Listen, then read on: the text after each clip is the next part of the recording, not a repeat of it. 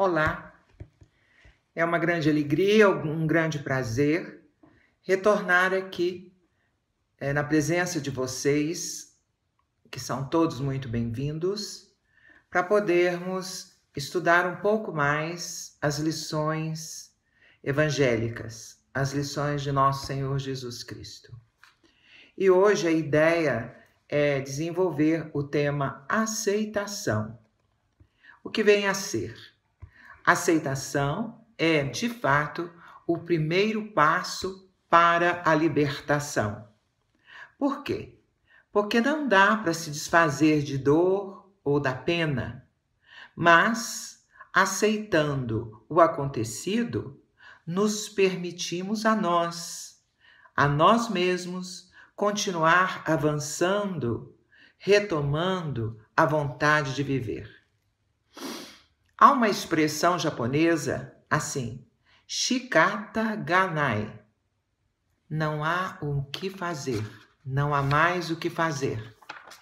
Então, quando é que fizeram essa expressão?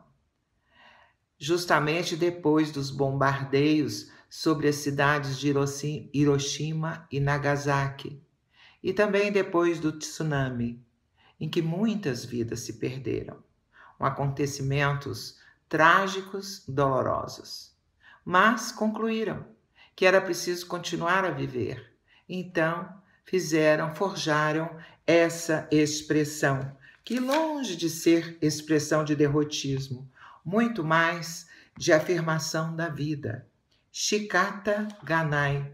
Não há mais o que fazer. Então, sossegar no sentido de aceitar aquilo que não pode ser mudado e continuar vivendo, realizando, reconstruindo. Então, há um depoimento muito importante do senhor Sato Shigematsu, que perdeu a esposa e o filho no tsunami. Então, ele precisou cultivar uma coragem existencial para poder continuar vivendo. E ele utilizou, então, de um costume tradicional japonês de se elaborar a cada manhã um poeminha de 3 versos.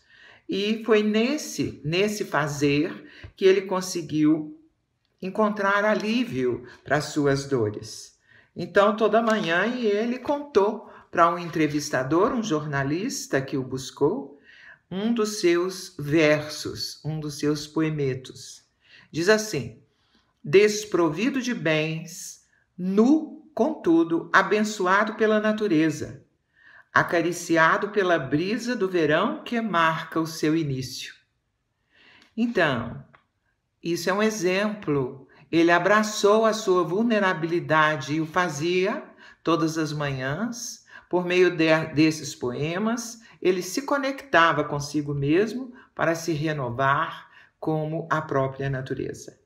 Aprender a aceitar o acontecido lhe permite deixar de lado a angústia para se concentrar no que era necessário, reconstruir a sua vida, a sua terra.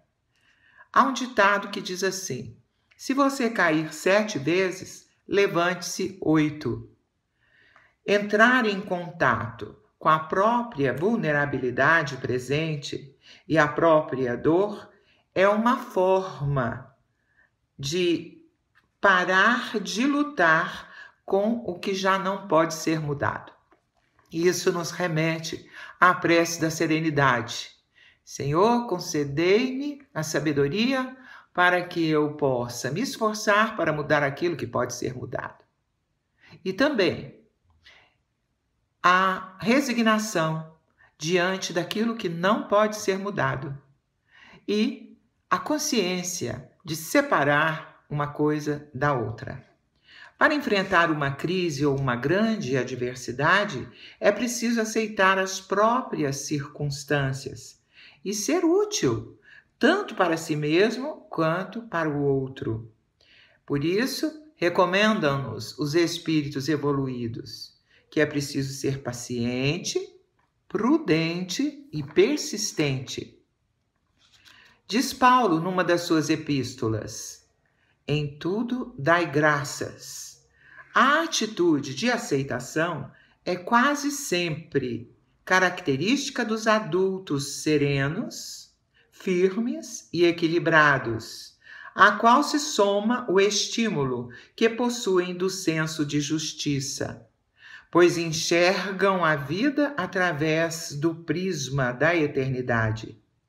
E essa conduta deve ser cultivada como um potencial de aceitação, porquanto aprenderam esses adultos a respeitar os mecanismos da vida, acumulando pacificamente as experiências necessárias a seu amadurecimento e desenvolvimento espiritual. Diz-nos Hamed, naquele livro maravilhoso, Renovando Atitudes. O título desse capítulo é A Arte da Aceitação.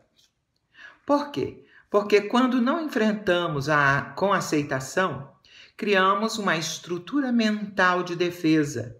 Essa estrutura mental de defesa nos leva a atitudes de negação e não nos permite tomar consciência da realidade. Nos primeiros momentos, esse mecanismo de defesa é até muito útil, mas se perdura, também pode impedir o nosso crescimento. Autoaceitação é aceitar o que somos e como somos. Por quê? Porque a ninguém é dado o direito de renunciar aos próprios dons, aos próprios talentos. Então, precisamos nos autoconhecer, saber os talentos que temos, sabemos praticamente a missão que nos compete realizar. A aceitação, então, é bem uma maneira de encarar as circunstâncias da vida, para que a força do progresso encontre espaços e não mais limites na alma até então restrita, pois a vida terrestre nada mais é do que o relacionamento consigo mesmo e com os outros, no contexto social em que se vive. Vamos repetir, porque essa é a essência, o conteúdo principal dessa página, desse trabalho. A vida terrestre nada mais é do que o relacionamento consigo e com os outros. Importa considerar.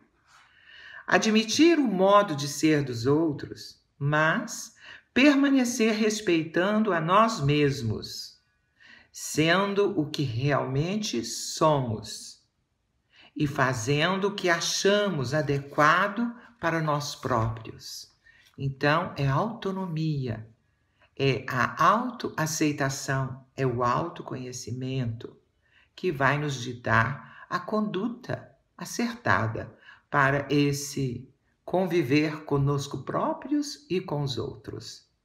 É ter a habilidade necessária para admitir realidades, olhar para a vida, ver o que está acontecendo e promover mudanças, solucionando assim os conflitos existenciais. Então, estamos por ora num confinamento. Quais os frutos dessa crise existencial? Nós vamos nos rebelar, vamos nos permitir a rebeldia ou vamos observar como é que podemos crescer nessa circunstância? E tudo parte daquela afirmação de base.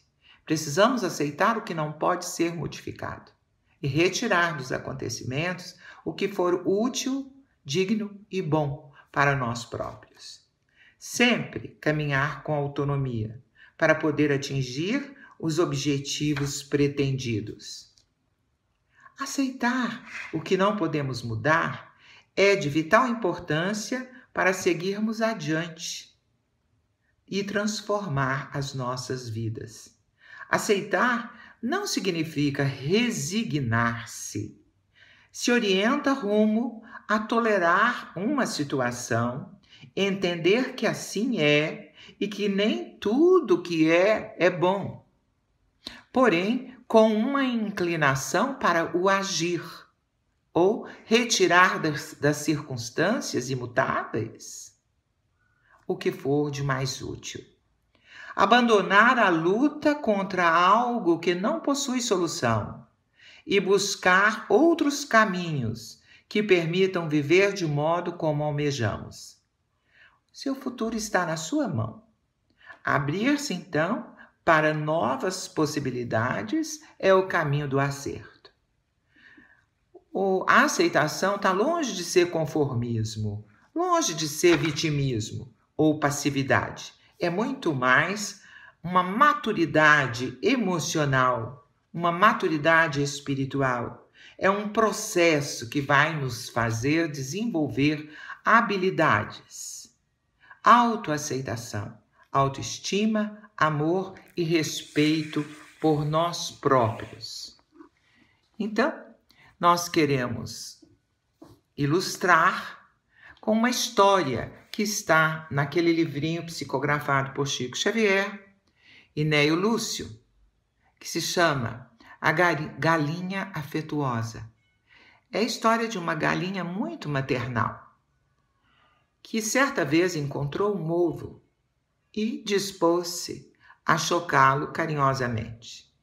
Quando ia buscar comida, voltava rapidamente para continuar aquecendo aquele ovo que não era dela. Então nasceu-lhe um pintainho, mas que não era da espécie dela. Ela amparou, criou, educou, mas certo dia sofreu muito, porque esse que ela criara correu, nadou pelo regato afora e fugiu. Era um pato fujão. Ela sofreu e chorou muito, mas parecia que era uma sina. Encontrou de novo, em certa ocasião, outro ovo abandonado. Cuidou dele. Cuidou do que nasceu, daquele pequenino filhote.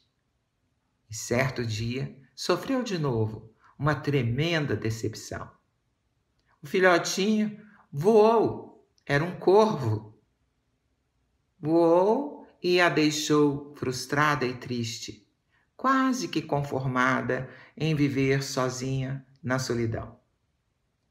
Mas, como era sina, ela encontra outro ovo, e dessa vez é de uma coruja, que também a assustou bastante, porque mantinha-se atordoada durante o dia e à noite os olhos parecia que estavam brilhantes, perseguia ratos e ela achou aquilo tudo muito diferente. Certa vez, então, certo dia, essa coruja fugiu. E por último, ela encontrou um ovo que era grande, diferente, era o ovo de um pavão, que cresceu muito e olhava a galinha, a mãe, de cima para baixo, até a maltratava. Ela sofreu muito. E um dia ele foi embora. Daí ela resolveu desesperar e não aguentar mais. O que ela fez? Ela resolveu procurar o primeiro rio próximo daquele galinheiro e já ia se jogando nas águas. Entretanto, uma galinha mais velha e experiente, vendo-a daquela maneira, inquiriu dela o que acontecia. E ela contou o próprio caso. A galinha, então, olhando para ela, resolveu dizer: "Que é isso, amiga? Não desespere. A obra do mundo é de Deus, nosso Pai. Há ovos de gansos, perus, marrecos, andorinhas e até de sapos e serpentes, tanto quanto existem nossos próprios ovos. Continue chocando e ajudando em nome do poder criador. Entretanto, não se prenda aos resultados do serviço que pertencem a ele e não a nós. Mesmo porque a escada para o céu é infinita e os degraus são diferentes. Não podemos obrigar os outros a serem iguais a nós. mas é possível auxiliar a todos de acordo com as nossas possibilidades. Entendeu? A galinha sofredora, então, aceitou o argumento, resignou-se e voltou mais calma ao grande parque avícola a que se filiava. Reflete, então, Neio Lúcio. O caminho humano estende-se repleto de dramas iguais a este. Temos filhos, irmãos, parentes diversos que de modo algum se afinam com as nossas tendências e sentimentos. Trazem consigo inibições e particularidades de outras vidas que não podemos eliminar de pronto. Estimaríamos que nos dessem compreensão e carinho, mas permanecem imantados a outras pessoas e situações, com as quais assumiram inadiáveis compromissos. De outras vezes, respiram noutros climas evolutivos. Não nos aflijamos. Porém, nem mesmo com as crises existenciais da natureza, com as epidemias, com as catástrofes, com os acidentes. Por que não devemos nos afligir? Porque a cada criatura e circunstância pertence a claridade ou a sombra, a alegria ou a tristeza do degrau em que se colocou. Amemos sem o egoísmo da posse e sem qualquer propósito de recompensa, convencidos de que, em qualquer circunstância, Deus fará o resto. O que nos compete é tão somente aquilo que nos possa fazer realizar com moderação, prudência e benevolência e alcançar um pouco mais de sabedoria. A vida é pedagógica. Então, o que nos chega representa lição para o nosso crescimento. Queremos encerrar com uma página muito linda, que é uma prece psicografada por Chico Xavier e ditada pelo Espírito Maria Dolores. Chama-se Prece de Aceitação. Se eu pudesse, Jesus, queria estar contigo para ser a esperança realizada de quem vai pelo mundo, estrada a estrada, entre a necessidade e o desabrigo. Desejava seguir-te humildemente, sem méritos embora, para erguer-me em consolo de quem chora, mostrando o coração enfermo e descontente. Queria acompanhar-te nos recintos onde a dor leciona e aperfeiçoa, a fim de ser conforto junto dela e manejando a frase terna e boa. Afirmar como a vida é grande e bela. Se pudesse, Senhor, conversaria com todas as crianças para dizer que não te cansas de criar alegria. E seria feliz ao converter-me em modesto recado, informando, Jesus, a todos os velhinhos que nunca estão sozinhos, porque segues conosco, lado a lado. Se dispusesse de recursos, queria ser a vela pequenina, acesa no clarão do sol que levas, de modo a socorrer aos que jazem nas trevas, fugindo sem razão da bondade divina. Entretanto, Senhor, sei das deficiências que carrego. Venho a ti como estou, por isso mesmo rogo, não me deixe a sós por onde vou.